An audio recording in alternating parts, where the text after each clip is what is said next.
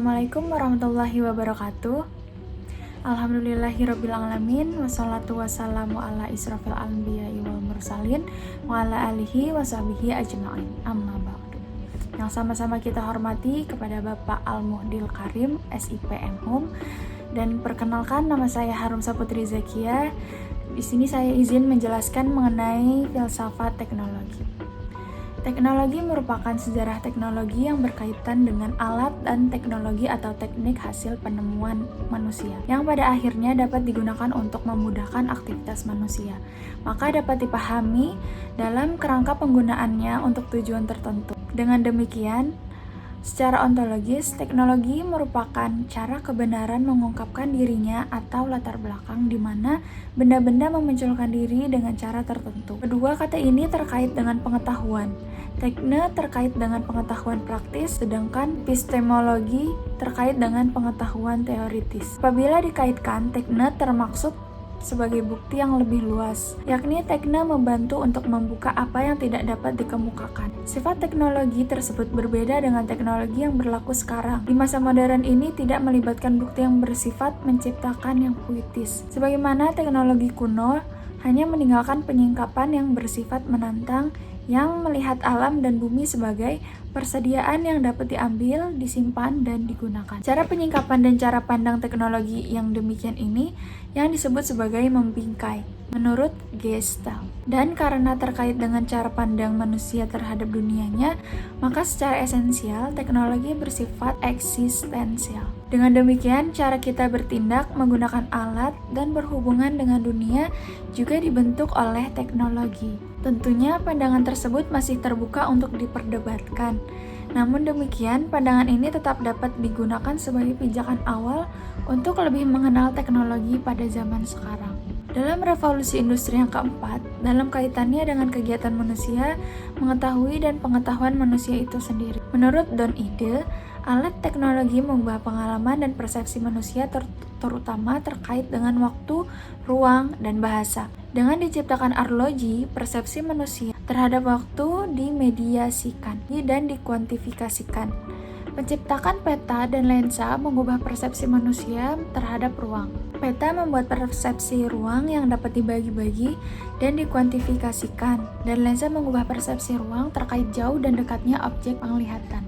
Tulisan mengubah pemahaman kita mengenai bahasa dan cara kita berkomunikasi melalui bahasa yang berbeda yang dibandingkan melalui bahasa lisan. Don Hide membedakan 4 jenis hubungan antara manusia, alat teknologi, dan dunia.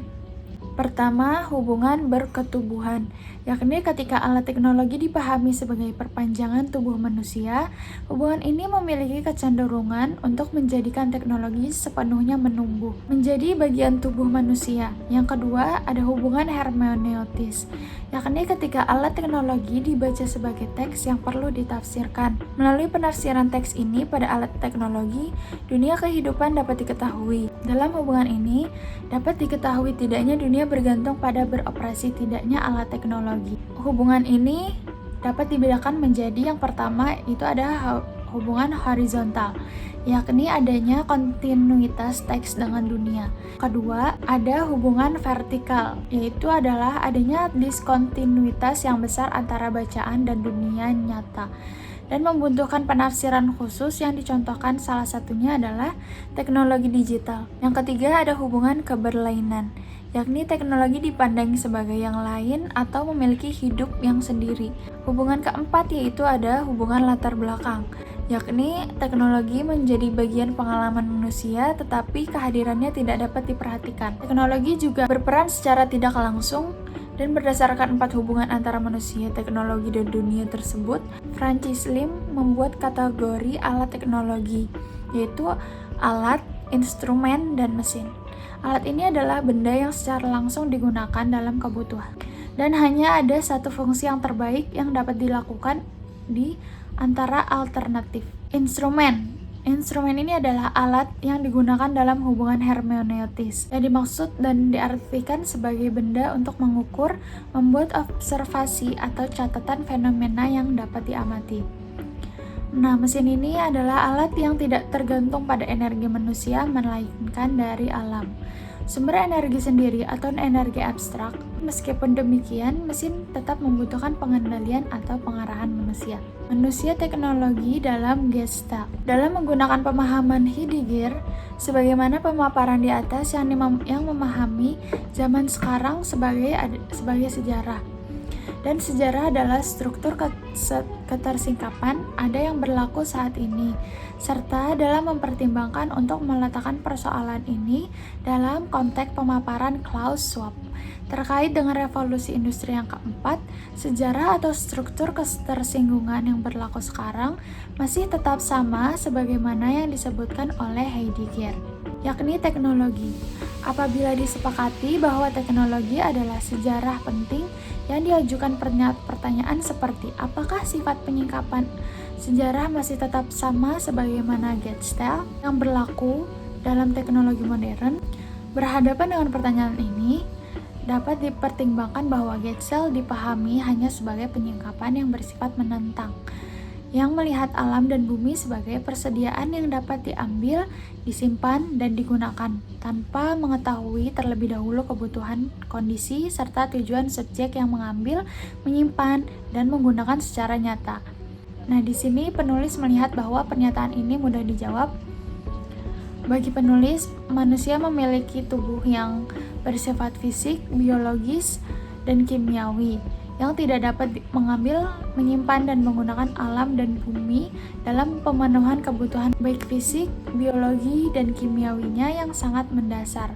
Hal ini berarti penolakan terhadap pengambilan, penyimpanan, dan pengambilan alam dan bumi justru mengingkari kondisi dasar manusia yang memiliki tubuh yang bersifat fisik, biologis, dan kimiawi. Oleh karena itu, jawaban atas pertanyaan terkait sifat Gestalt di dalam era revolusi industri yang keempat pun terafirmasi, meskipun sifat Gestalt ini harus diakui tidak hanya terjadi saat ini saja, melainkan juga terhadap yang terjadi pada masa sebelumnya.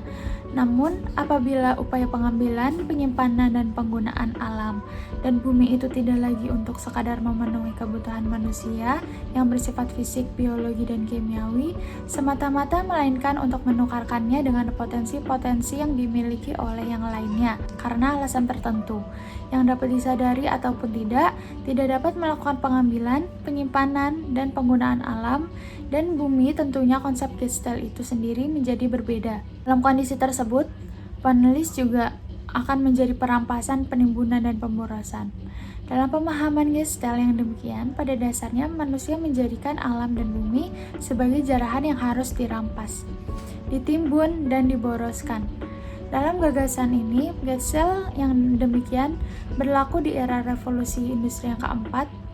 Perkembangan industri ini dipacu oleh digitalisasi dan teknologi, memungkinkan pemerataan akses informasi dalam skala yang lebih luas dan cepat, akumulasi pengetahuan manusia dan capaian-capaian tertinggi manusia dalam skala besar dan luas melalui penyimpangan data besar atau big data, serta penjelajahan dunia-dunia baru, kebutuhan baik mikrokosmos ataupun makrokosmos, yang mendapat objek-objek baru, persepsi yang sebelumnya tidak dapat dipersepsikan, yang meskipun menciptakan spesialisasi bidang-bidang pengetahuan, tetapi dapat diikuti dengan pemahaman manusia terhadap keseluruhannya.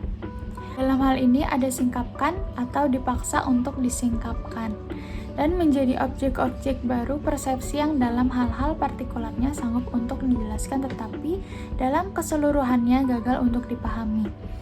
Kegiatan memahami kebutuhan daya yang mampu membuat macam-macam bagian yang terpisah menjadi suatu satuan pengertian. Kecenderungan dari alat teknologi adalah memagnifikasi dan mereduksi, yakni memperbesar fokus terkait objek persepsi tersebut dari lingkungannya.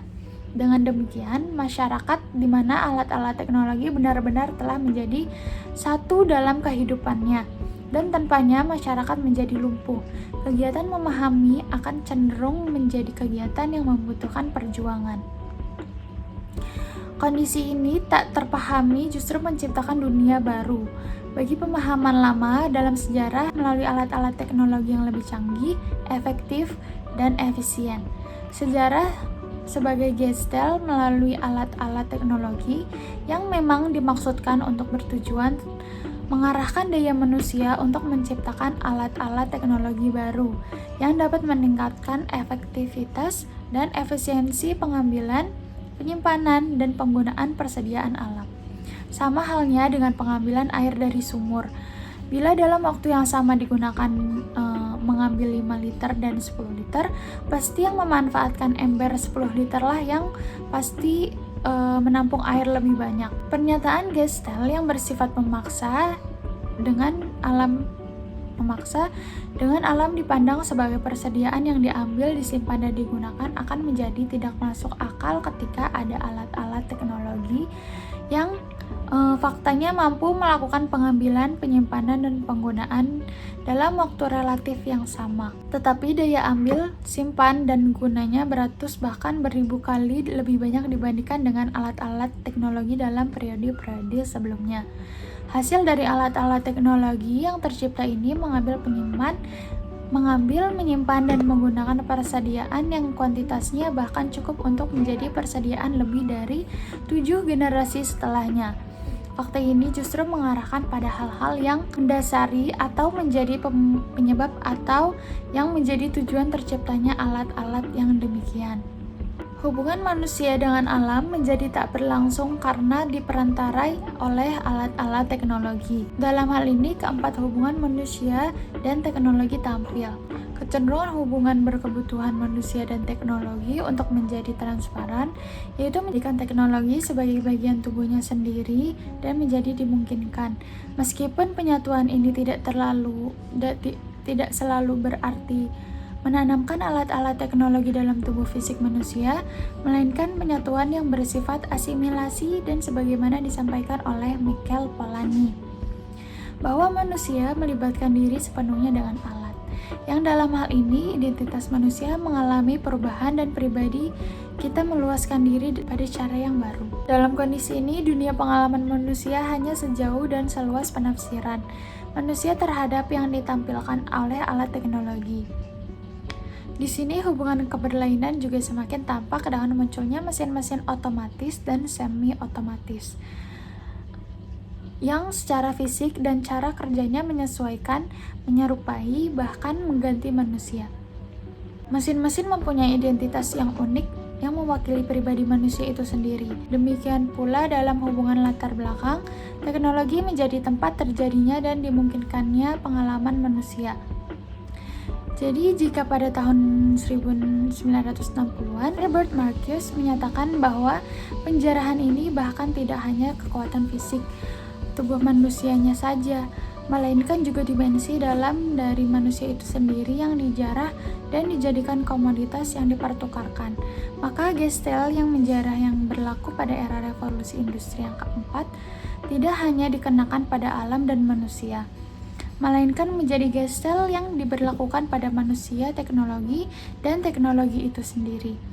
Dan sebagaimana akhir dari setiap penjarahan, yang terlemahkan selalu yang akan kalah, baik tubuh dan pikiran, bahkan jiwanya. Baik, segitu saja penjelasan mengenai filsafat teknologi dari saya. Kurang lebihnya mohon maaf. Wassalamualaikum warahmatullahi wabarakatuh.